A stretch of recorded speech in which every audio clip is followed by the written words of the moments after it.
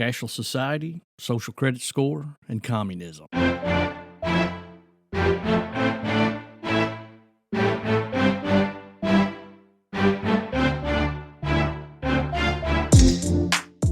Welcome to the Fringe Files, where we examine today's top cultural trends that shape what we believe, how we behave, and define our truth from a biblical worldview. So today we're going to focus on the push to a socialistic utopia, leading us into the New World Order. Have you ever considered how various high-level figures in government, science, and the media collude to suppress, destabilize nations or speakers that do not follow their agenda? Many times the left and agents of the right are giving comfort and cover to our enemies while undermining our own nation's interest. The term useful idiot comes to mind. The term useful idiots was originally coined as a term for communist sympathizers that defined as follows: a citizen of a non-communist country sympathetic to communism who was regarded by communists as naive and susceptible to manipulation or other purposes of propaganda. The Soviets are well documented to have used many such useful idiots during the Cold War to foment political agitation in the West and distract the political leadership and populations in general from focusing on their mindsets while attacking us internally.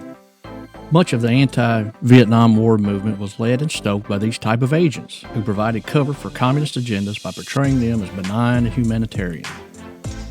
And today we see the same thing occurring with the Black Lives Matter, the woke movement, drag queens in the libraries teaching our kids. All this is part of that. They are useful idiots to push us to a new world order. So the first clip I have today is one I found on Twitter. It discusses communism in China and how it moved and progressed and what the results were. The People's Commune will be the bridge that will carry China towards the socialist paradise.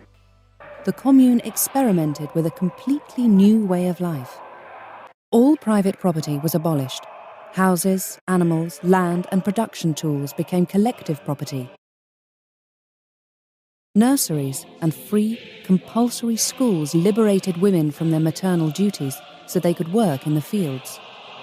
The family unit disappeared, and children were made to live by the new rules of collective life.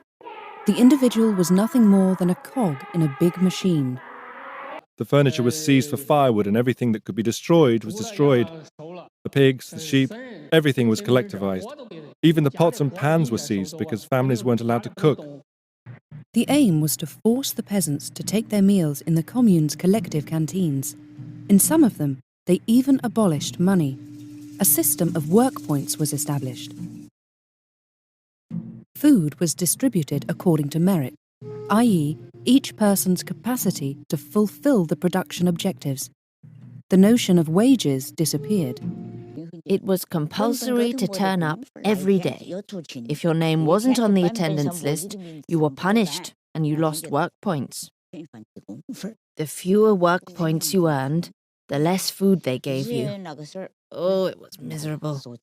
I can tell you that life was brutal for everyone at that time, except the cadres.